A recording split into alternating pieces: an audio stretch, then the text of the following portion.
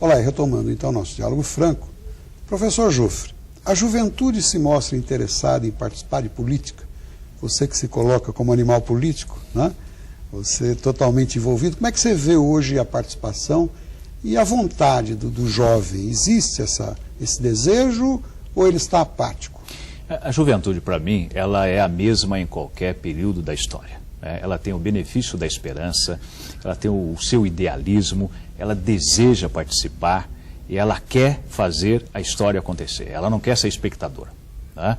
Então agora, num regime de redemocratização do país, em que não há um risco imediato, não é, de ser preso, de ser eventualmente torturado, em que as pessoas acolhem a juventude e que encontram instrumentos desse que são tão sintonizados com a juventude, a internet, as redes sociais, o Facebook, o Orkut, se entusiasmam. Eles veem, puxa vida, estão falando a nossa linguagem, estão falando dos nossos ideais, então eles querem participar. E um dos elementos fundamentais de energia, por assim dizer, de fonte de energia do movimento, é justamente a juventude que lá está. Que bom. Uma boa notícia que você traz aqui. Muito interessante. A disposição do jovem é fundamental. E aliás, está acontecendo, desculpe, no mundo inteiro. Né? Quando eu criei um grupo na internet, esse grupo Taubaté de Peixoto, para distinguir da Taubaté Nossa, né? Eu estava me inspirei na realidade, no que aconteceu no mundo árabe, que foi a partir da internet. Me inspirei que estava acontecendo em Portugal, onde morei, acontecendo em Angola, e falei, vamos experimentar aqui. E foi uma surpresa, uma adesão assim espantosa. Bom, professor, o povo percebe que não há punição institucional, infelizmente, por parte do Poder Judiciário, que é muito moroso, no mínimo. No seu entender, existe a sanção moral ou a população se mostra apática diante de tantos escândalos e nada acontece? Qual a sua visão sobre isso? Olha, na realidade, a sanção moral é tão forte que nem mesmo uma ditadura pode subsistir se tiver essa sanção moral geral da população. Né? Nenhum regime se sustenta com isso. Bem, e a saída ante um judiciário que é moroso, ineficiente, um judiciário dual, que é um judiciário para a elite, um judiciário para as classes mais desfavorecidas, e quem está dizendo isso não sou eu, o presidente do Supremo Tribunal Federal, o ministro Peluso, é um judiciário ineficiente. Então há uma sensação de impunidade, de descrédito, que leva a uma amargura, em alguns casos, no outro leva a um cinismo até. Não adianta nada, faz o que se quiser e fica por isso mesmo. Então nós precisamos ter alternativas para isso. A alternativa é justamente a sanção moral através da mobilização. Né? Então nós mobilizamos, a população tem ciência do que está acontecendo, fica estarrecida, não podia imaginar que a coisa tinha chegado a tal ponto. Sem dúvida. Não podia imaginar, ninguém pode imaginar. É uma grande surpresa para todos. É uma notícia dessa que nós, no meio mais restrito, sabíamos, mas tínhamos informações. Mas quando vai para a imprensa e diz, olha, o prefeito está acusado de receber 5 milhões de reais de propina, isso dá um choque. O sujeito ganha um salário mínimo por mês, não rouba um tostão e descobre que do dinheiro dele está sendo desviado. Então isso causa uma sensação de indignação e que realmente vai fazer com que as coisas mudem.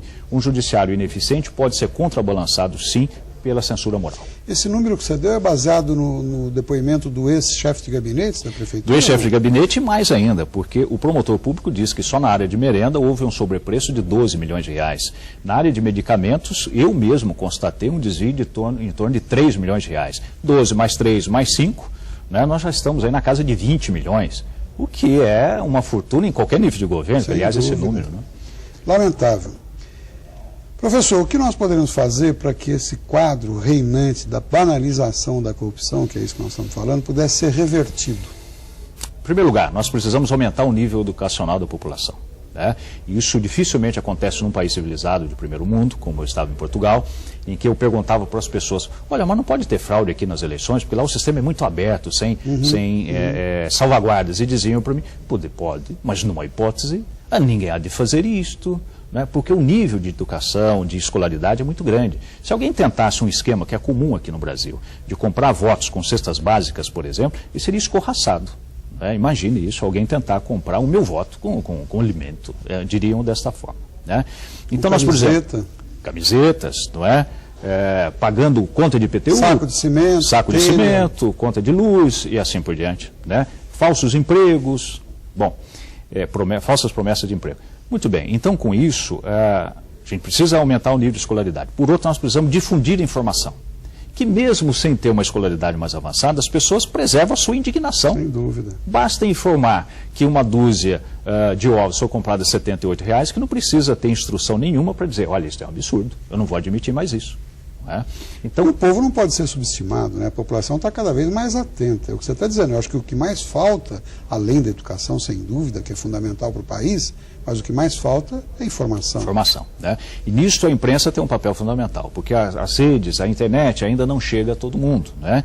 E a imprensa, ela acaba propiciando justamente isso, essa informação de massa, chega a todos os lares, não é?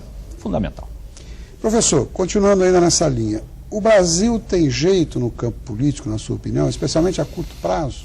A curto prazo eu não vislumbro isso, porque depende de aumentar o nível de escolaridade, depende de uma reforma política. Nós vivemos num sistema extremamente autoritário, mal disfarçado de democracia, em que há uma hiperconcentração de poderes no poder executivo, e isso é agravado enormemente nos municípios. No municípios Você é parlamentarista? Sou parlamentarista por convicção e por experiência lá em Portugal. Mas não é monarquista? Não, monarquista não, sou parlamentarista.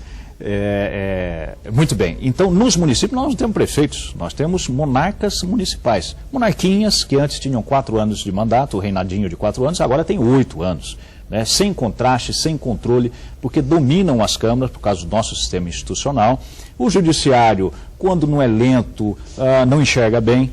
Então, essas figuras vão se multiplicando. Então, nós precisávamos mudar isso, e isso não está sendo enfrentado na reforma política. Então, não vislumbro a curto prazo, mas num prazo menor até do que eu imaginava. Você fala aí na importância dessa prioridade de educação, que muito se fala em todos os cantos, mas é discurso. Na prática, pouca gente faz alguma coisa. Exatamente, né? E a gente tem acompanhado aí a luta desse grande guerreiro que nós temos, que é o Osiris Silva. Foi fundador da Embraer, ex-ministro, todo o seu histórico. E ele dizia aqui no Diálogo Franco da transformação, por exemplo, da Coreia em pouco tempo. Exato. Se o Brasil tivesse iniciado há 30 anos como fez a Coreia, nós seríamos hoje um país absolutamente diferenciado. E agora ele acabou de levar a Brasília, né, ao Congresso e ao Ministro da Educação, uma proposta de uma reforma ampla, começando por isenção de impostos e todo tipo de tributo às escolas, de maneira geral, né? Então essa sementinha dele tomara que germine, porque um dos grandes problemas que a gente está enfrentando é realmente essa falta de preparo da população, e não é culpa da população. O cidadão tem direito à educação e nem sempre ele recebe. E o pior, quando tem uma estrutura básica, como a gente tem por aqui, por exemplo, vai se roubar até na merenda escolar. Quer dizer, o negócio é extremamente complicado, não é isso? Pois é. Este câncer da corrupção, ele atinge todas as áreas, né? Ele vai impedir que as políticas públicas se efetivem, ele vai fraudar tudo que está sendo feito e vai minar até a educação. Professor Joffre, esse espaço é a primeira vez que você nos visita em 4 anos e meio. Me sinto honrado com essa presença e com as colocações que você faz. Cada um tem seu direito às opiniões. A gente tem acompanhado o trabalho. Eu quero agradecer a sua presença aqui e conte sempre com um diálogo franco. Todas as vezes que for possível, a gente vai estar aí agendando uma presença sua para conversarmos a respeito. Muito obrigado. Olha, a satisfação é minha, é uma honra, principalmente por um apresentador deste nível e também pelas outras personalidades que já ocuparam esta cadeira aqui, no nível ao qual eu não faço jus, né, não estou ao alcance dessas outras personalidades. Muito ao contrário, você enriquece o espaço. Muito obrigado. Bom domingo a todos. Eu quero solicitar que todos venham conosco novamente no próximo domingo, às 9 horas da manhã, Diálogo Franco de novo e também palpitante como hoje. Até lá.